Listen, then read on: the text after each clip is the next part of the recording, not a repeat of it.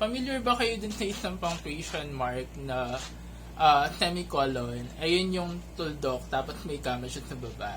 Basta, yun yung itsura niya. And meron ako ditong isang sewing materials na kinoconsider ko as may semicolon kasi pareho sila ng meaning for me sa life.